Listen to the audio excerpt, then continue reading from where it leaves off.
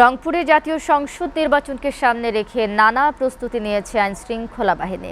কেন্দ্র দখল, জাল ভোট সহ যে কোনো অপ্রীতিকর ঘটনা ঠেকাতে আকাশ, নৌ ও সড়ক পথে মহড়া দিচ্ছে যৌথ বাহিনী। নির্বিঘ্ন ও অংশগ্রহণমূলক নির্বাচন নিশ্চিত করতে এই তৎপরতা চলছে বলে জানালো সংশ্লিষ্টরা। গাইবান্ধা, কুড়িগ্রাম ও লালমনিরহাট ঘুরে বিস্তারিত জানাচ্ছেন আশিকুর রহমান ডিফেন্স।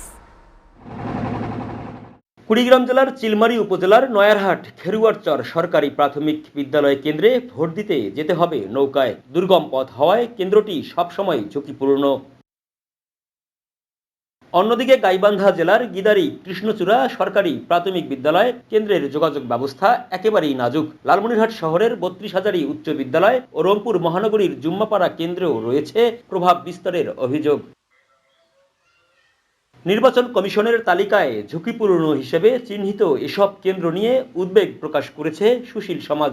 শহর অঞ্চল এক ধরনের, আর একটা হলো উপজেলা পর্যায়ে, আর একটা হলো চর অঞ্চল, যেগুলো দুর্গম এলাকা। দুর্গম এলাকা কিন্তু আমাদের জন্য অত্যন্ত ঝুঁকিপূর্ণ, কারণ তেমন একটা দুর্গম এলাকায় যে কোনো সময় যে কোনো ধরনের সহিংসতা এবং ভোট কেন্দ্র দখল করে সেখান থেকে ভোট বাক্স পর্যন্ত ছিনতাইয়ের ঘটনা বিগত দিনেও ছিল, সামনেও কিন্তু এমন একটা ঝুঁকি আছে বলে আমার মনে হয়। এবার রংপুর বিভাগের ৮ জেলার ৩৩টি আসনে মোট ৪,৫৪৬টি ভোট কেন্দ্রের মধ্যে ৮২৭টি অতি ঝুঁকিপূর্ণ হিসেবে চিহ্নিত করা হয়েছে। সবকটিতেই নেওয়া হয়েছে বিশেষ নিরাপত্তা ব্যবস্থা। আমি আমার পুলিশ সদস্যদেরকে বলেছি, এটি আমাদের অস্তিত্ব রক্ষার একটি পরীক্ষা। সুতরাং আমরা এই পরীক্ষায় যদি পাস না করি তাহলে জাতি আমাদেরকে ছাড়বে না।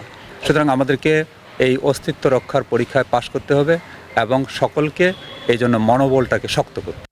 এই ভোট কেন্দ্রে আসা রিলেটেড যদি কোনো কেউ বাধা সৃষ্টি করে তাদেরকে তাৎক্ষণিকভাবে আইনের আওতায় নিয়ে আসা হবে।